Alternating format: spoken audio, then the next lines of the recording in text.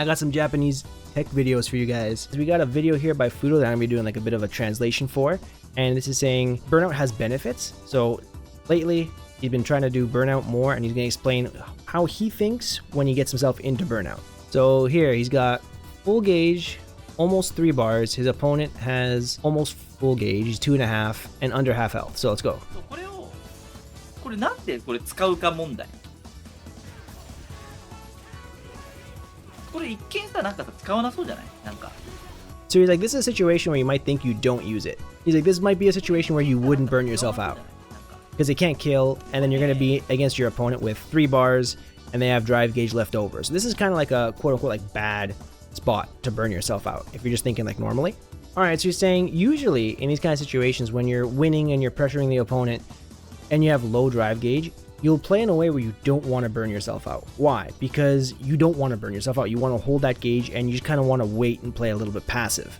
As we say, he's going to keep on going. So I'm going to guess he's going to say when you burn yourself out, you force yourself to be a bit more offensive and try to like capture that win. Can keep your, what do you call it? Keep your, the word's not coming to me. Momentum. Keep your momentum as you're going. Is what I guess he's going to say. Let's see if he actually says that.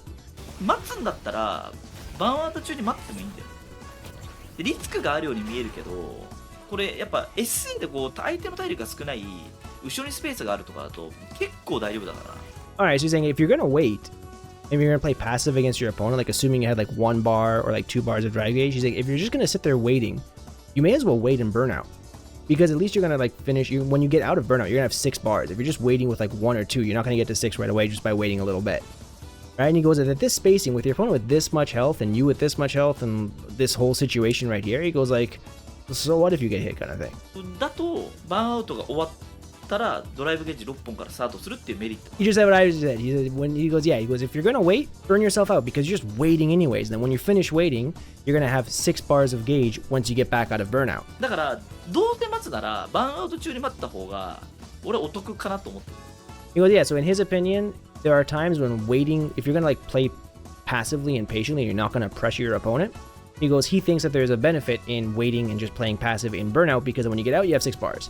3ラウンド目、1ラウンド目取ってたやつの権利は、3ラウンド目 SA さんを持って3ラウンド目に行けるっていうのが割と権利の一つなんですよ。Alright, so he's saying it's kind of like, he goes, talking like game philosophy, he goes, if you're the person who wins round 1, it's kind of like your right. It's kind of like your prerogative to enter round 3 with 3 bars of super meter. That's good. That's really important for you.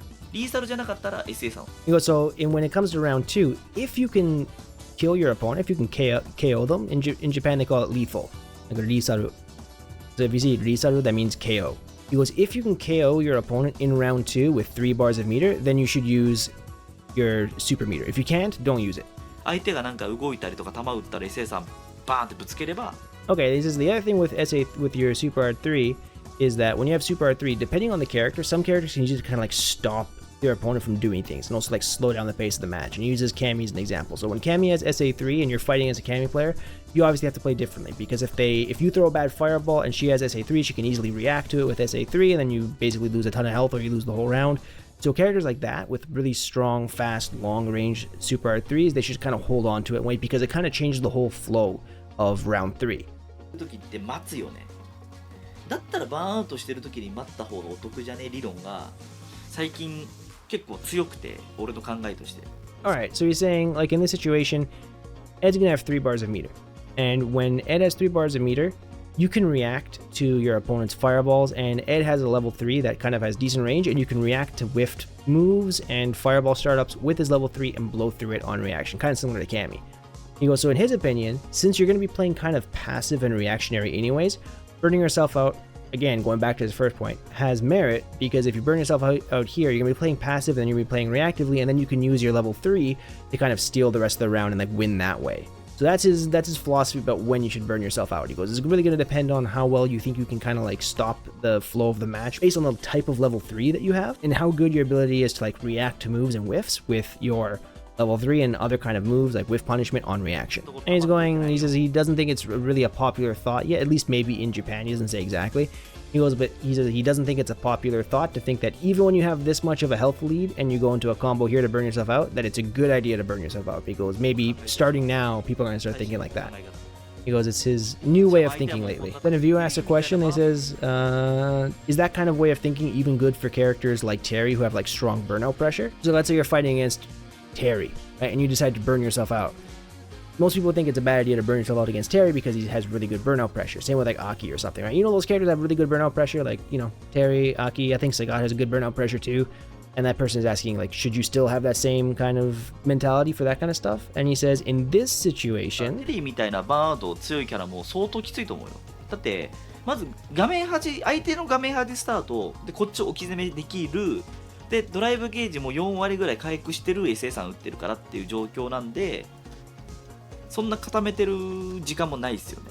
He goes, yeah, he goes, even against someone like Terry, he goes, think about the position Terry's in. Like, you just... Burnt yourself out, you gained about 40% of your drive meter back because you used your level 3. You've got him in the corner. He goes, it's not really easy for him to start his pressure because you can do, even though you're in burnout, after you do your level 3, like, you can keep on pressuring him. It's you still knock him down, right? Some characters have better Oki than others, but you can still keep on pressuring. It's not like you completely give up your turn.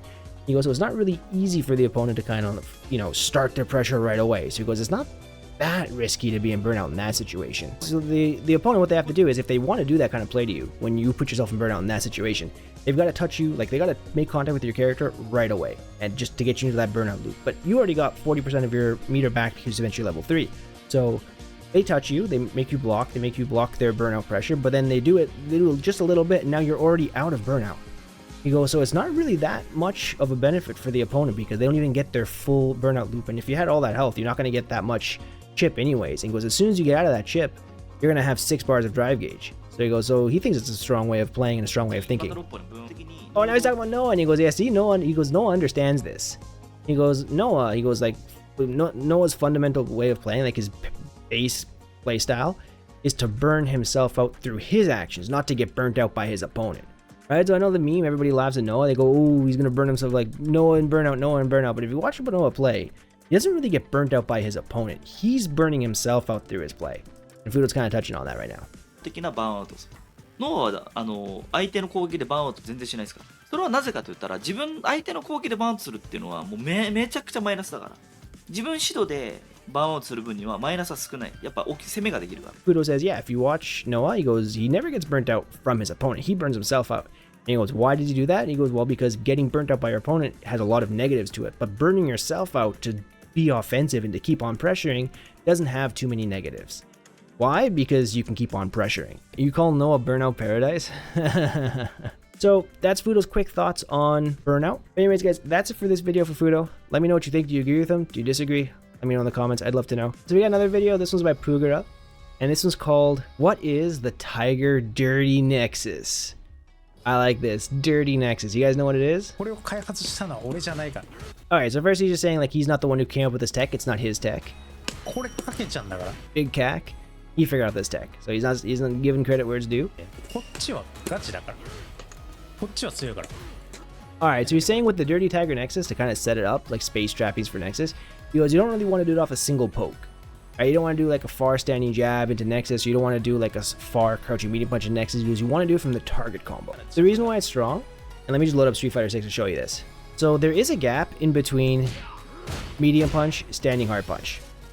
Right? He goes, but your opponents aren't doing like a reversal move, like a reversal Shoryuken or a reversal super on reaction. He's like, that's not happening in a match.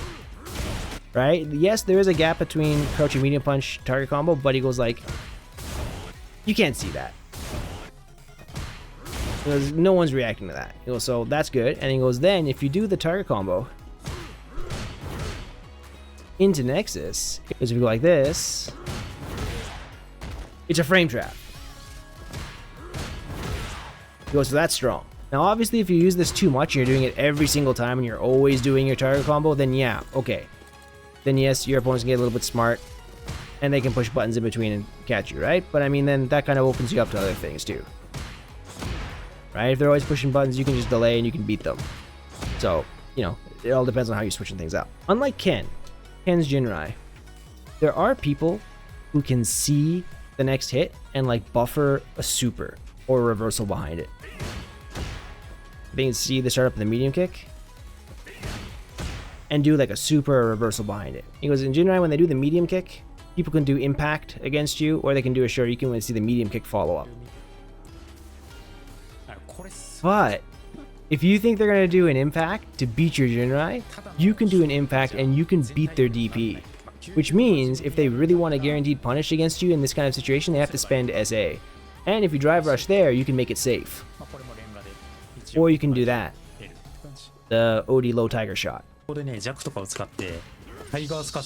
Alright, there you go. He goes, and here's the next setup. He goes, something else that's really strong with this is doing this and mixing it up and not doing the target combo and just doing a single crouching medium punch into the light kick nexus. They try to parry it because they see you going for the crouching medium punch and they're trying to beat the next one. Then you go for the light one, it whiffs, and then you throw. And now you're just destroying their drive gauge. So let's go here. Let's take Ryu. Let's go round start position. And let's go block reversal. We're going to go drive parry. And let's go about here. A little far. A little far. Boom, look at that. It whiffs. So what you can do in your match, you can go for the medium one or something, or you can go for this. The target combo, because they're going to try to like maybe parry it. Then next time you go for this, it whiffs, then boom.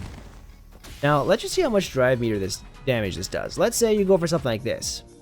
Let's take off this parry for a second. Let's say you go for this. Make yourself safe. Okay, that's a whole bar of drive meter chip. Hey, look at there at Ryu. Actually, just over a bar.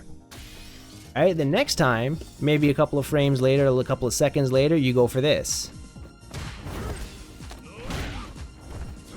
Okay, that was just under 2. So just under 2 minus that little bit that was taken off of the first one. So let's say it's 2 exactly, plus the first bar. That's half the drive bar in like 2 exchanges. Alright, let's see how much bar you actually get back from this if you just decide to spend it all. Then, if I do this... So in that exchange, I took Ryu to just above 3 bar, and I was almost at 5 bar after all that. So, pretty strong, right? Yeah, he's calling it, he goes, this is Dirty Nexus. This setup is the Dirty Nexus, is what he says. You can also do Light Nexus from a single light punch. Alright, now this is a little interesting thing. So, Pugera was kind of struggling to get the timing for jabs, like a single jab, like a single crouching light punch or a single standing light punch into Light Nexus, right? And he goes, I know why I'm kind of struggling with it, because of the way parry works. Look what he does. He's trying to get it here, doesn't get it.